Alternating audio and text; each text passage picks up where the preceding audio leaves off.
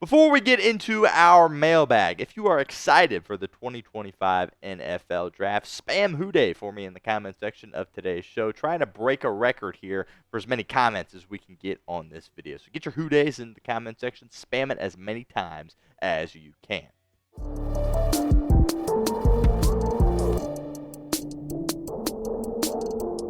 Start out here with a $2 super chat from Christian Wolf. Says Trey Hendrickson for 39 overall. My thought process here is very simple.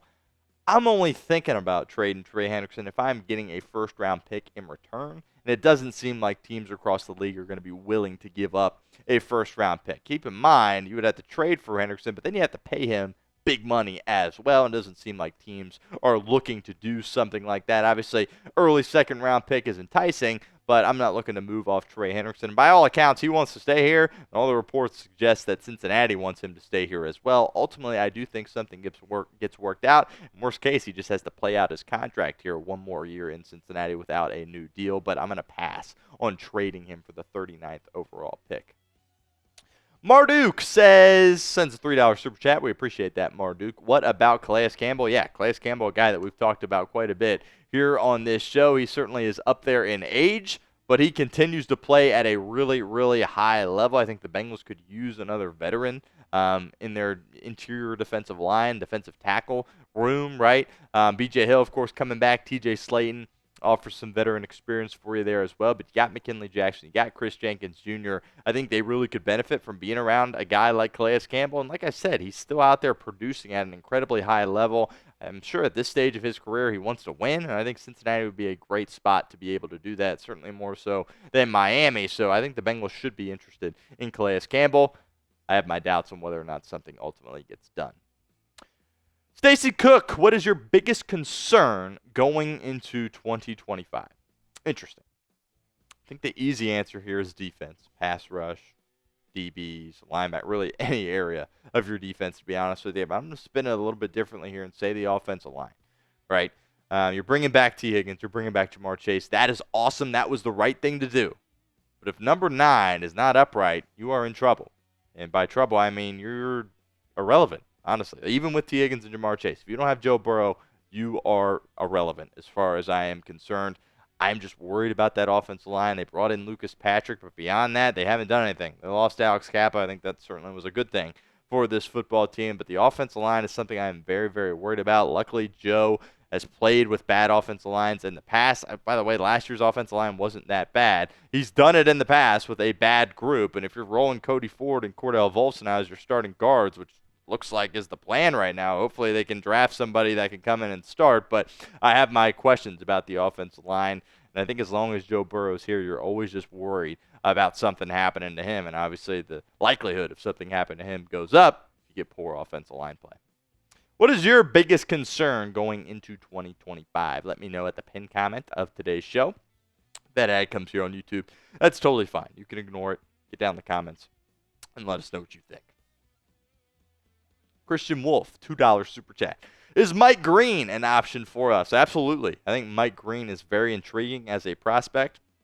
He's a guy that I think should be a lock to go in the first round. Obviously, anytime you're talking about Mike Green, you got to bring up the off-the-field stuff. It very much is there, and it very much concerns me, right? I think Cincinnati cannot afford to miss on this number 17 pick. And if you have some off-the-field concerns, that might scare you off a guy like Mike Green. But from a football perspective, the production at Marshall was there. He showed it in the Senior Bowl down in Mobile, Alabama as well. And I think he could come in and contribute immediately and get some sacks opposite Trey Hendrickson for Al Golden and this Bengals defense.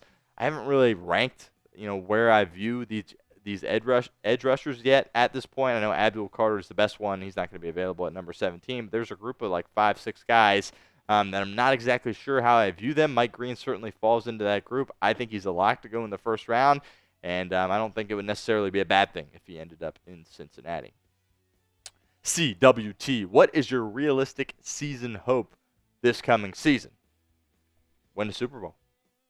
I think that's very realistic when you're talking about a healthy Joe Burrow and a happy Jamar Chase and T. Higgins. So far, the offseason has gone swimmingly as far as appeasing your stars, right? Have you been able to go out there and improve like you wanted to defensively? No. improve the offensive line? No, but everybody's happy. Everybody should be happy in the building because they've done exactly what they've been asked as far as what the players and the fan base has been asking. That was, Page, Jamar Chase, and T. Higgins, and they did that. And when you have those three guys out there and they're healthy, I think even as bad as your defense is, Super Bowl is always a realistic expectation. I think should be the expectation every single year with those guys. So that's mine, to be completely honest with you. I hope they can win the Super Bowl, and I believe that it can happen with those guys in place. We'll continue with our mailbag here in a minute, but first, a shout-out to our friends over at Fanatics. Want to let you guys know that Bengals Sideline hats are out now. They are available now. You can go get yours today, chatsports.com/Bengals Sideline. I've got a few of these myself. Love rocking them. Obviously, it is the off-season. That doesn't mean you can't get some Cincinnati Bengals swag, courtesy of our friends over at Fanatics. Obviously, we're focusing on the hats here, but they got all kinds of gear over there at Fanatics. Hoodies, quarter zips, T-shirts, you name it, they've got it over at Fanatics. Check out that link, chatsports.com/Bengals Sideline. We'll put that in the comment section and the description of today's show. Haley, why are no teams more interested in Jack Sawyer? From the film I watched, he was the best defensive player in the big game. That should mean something, right? Yeah, I think when you're talking about Jack Sawyer being a top-of-the-line prospect, I just think there are so many other guys that are more valuable as far as the professional game goes. What Jack Sawyer did at Ohio State, he was a massive part of the success that they had on the defensive side of the football. And I'm not going to say that Jack Sawyer isn't going to be a solid professional football player, but he's not a first-round guy by any stretch of the imagination. In my opinion, I think there are some speed concerns with Jack Sawyer. Size, is he the biggest guy? Is he really going to be able to handle those offensive tackles in the National Football League? I have my questions there, but the heart certainly is there. The toughness certainly is there. The desire certainly is there. When you're talking about a guy like Jack Sawyer, I wouldn't count him out. He is a guy that has an undying belief in himself. I feel like he will get it done, but as far as being a first-round guy, that's a little bit, too aggressive for me personally. Even a second round, I don't know. I think I view him as more of a mid-round kind of guy when you're talking about Jack Sawyer.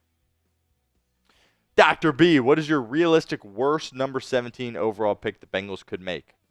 Interesting question here from Dr. B. I would just say, you take a swing on Shamar Stewart, and he ends up being a player that, people feared that he would be, which is a guy that's an incredible athlete but can't go out there and translate it to production on the football field. Talked about it at length here on the show.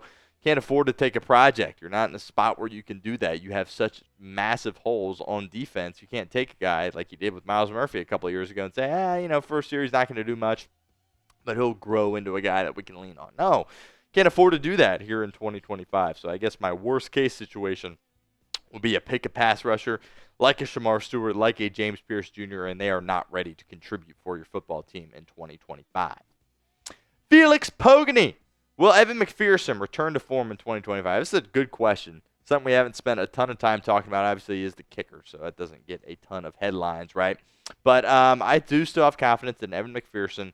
But if he struggles this year, you might have to make a move, right? At that kicker spot, look, there's guys that you can find that can make kicks, and McPherson missed way too many. You could say that he was one of the main reasons. I love Evan McPherson, but you could say he was one of the main reasons that you missed the playoffs, despite how bad your defense was. There was games that you could have won had you made kicks, and ultimately they did not go through the uprights. He did, of course, miss the end of the season with that hamstring injury. I wonder if that was something that was causing him problems throughout, more of the season that resulted in some of those missed kicks. I think it very well could be a possibility.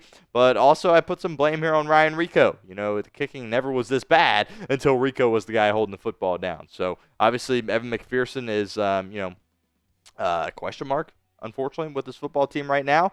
And whether it be Cade York or somebody else, he needs competition in training camp. Can't just give him the job, but ultimately I still have confidence in him. But if he misses a few kicks early on, that might change. Another opportunity for you guys to get involved with our show here at Bengals Breakdown. What is your confidence level in Evan McPherson? Scale it for me in the comments section. 1 on the low end, 10 on the high end. Who Day number 9, what is your record prediction this year, and would you consider it a failed year if they miss the playoffs? Absolutely. Look, I love Zach Taylor, but if they miss the playoffs, then it's okay to have those conversations about, him perhaps losing his job after this year. I don't think that's going to happen if everyone stays healthy. As far as a record prediction goes, obviously 17 games here that you are working with.